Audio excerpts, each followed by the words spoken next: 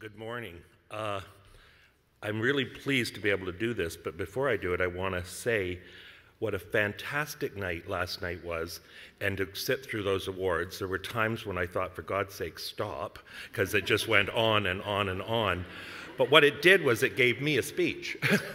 Because 35 years, some people, and I'm not going to tell you how many I have, but I think I'm probably the oldest person in the room, so it should tell you I'm got more than 35 years in. Anyway, I thought I'd start by reflecting a little bit on what it was like when I started in social services. And it was called welfare. There was no social services. You were given a handout in a really miserly way. I'll share a story because it comes from an OMSSA convention. There was a fella who was a warden who used to come to every convention, and in those days, we're dressed very casually today, but in those days, all the wardens came in their warden's coats. And this man was about this high, and he had this flaming red coat. You couldn't miss him. And he comes over to me, and I was considered a left-winger in those days. Probably still am, but in those days, I was sure a left-winger. And he comes over to me, and he says, you know, in our parts, the wife gives out the welfare. And I was absolutely stunned. But he said, and this was the second part, you know, some days when the boys come, he says, my wife just says to him, nope, you're not getting any money today because you got to save up for a pair of jeans. Can you imagine that in 2015? But that's an actual true story, and that's how it was done. You were given what I would say a handout, and you were expected to believe that the handout was the best thing that ever happened to you. Women on social assistance back in those days, if you were a woman who was deserted, you were considered to be worthy of social assistance.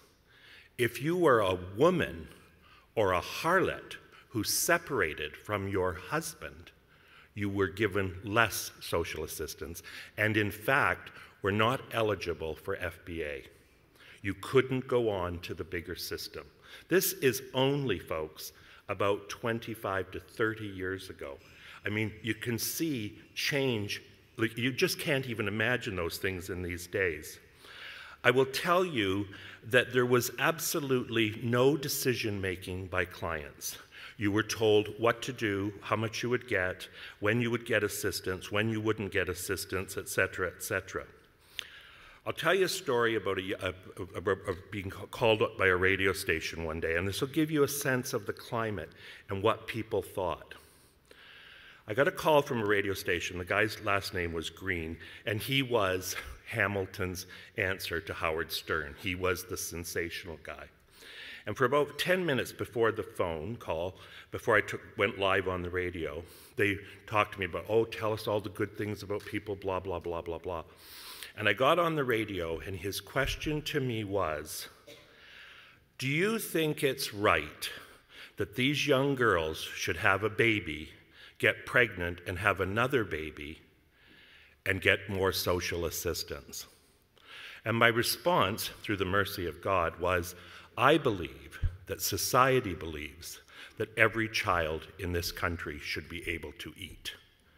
That's the kind of debate we were having just 25 to 30 years ago, whether people actually could get social assistance, and were they worthy of it, and was their behavior worthy of it. In the mid-70s, 80s, when did Ray come in? 1990? Oh, so that's a lot sooner than that. In the 1990s, a decision was made by the Ray government, which I believe changed the face of social assistance. The Ray government did away with home visits. I think that that was the turning point in the way we deliver programs. What happened The reason they did it, though, was not because it was the right thing to do. They did it because people on social assistance felt that welfare workers were intruding on their lives, that they were asking questions and seeking out information that we shouldn't have been privy to. I say to you, though, and I would challenge that we took a step back at that point, because I think for a lot of young people or people starting out in social assistance, the real way to see poverty is to actually see it in action. When you went into a person's home, you didn't have to know, you didn't ask yourself, do they have assets receivable? You could tell by the way they lived that they didn't have assets receivable. The interesting thing, though, I think about that was that it was the socialist government that actually turned to the more conservative approach. I now want to talk about the Harris years, and especially what happened to OMSSA. When Mike Harris was brought into town, how many of you were around in the Harris days? Oh, quite a few of you. Well, you'll remember this. Some of you won't. When Mike Harris came into town, he announced workfare. And he actually got elected in the 905 because he said he was going to put people, he was going to lower welfare rates and he was going to put people to work, they were going to work. Anyway, OMSSA, in its bravery, and I was on the board then, I was the secretary-treasurer of the board, OMSSA, in its bravery, made a public statement against the Harris government and said that work for welfare was not an appropriate program. Literally within days, the Harris government closed OMSSA almost to the ground. At that time, we had a project, an employment project, and there were 23 employees that were working on employment, bringing employment into social assistance, no longer welfare. And because we stood up to the brute, we were punished, and we had to let 23 people go. I'm now going to tell you a funny part of this story. I work for the province now, and when I was, decision was made at the AMO conference that the guy with the biggest mouth, which was incidentally me, would speak out against Mike Harris. And my topic was why Mike Harris is bad for Ontario.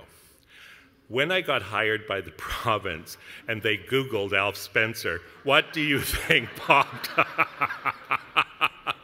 I thought that was going to be a short career. I will tell you they kept me on contract for a bit before they offered me a full-time job. But I got to tell you, it was devastating.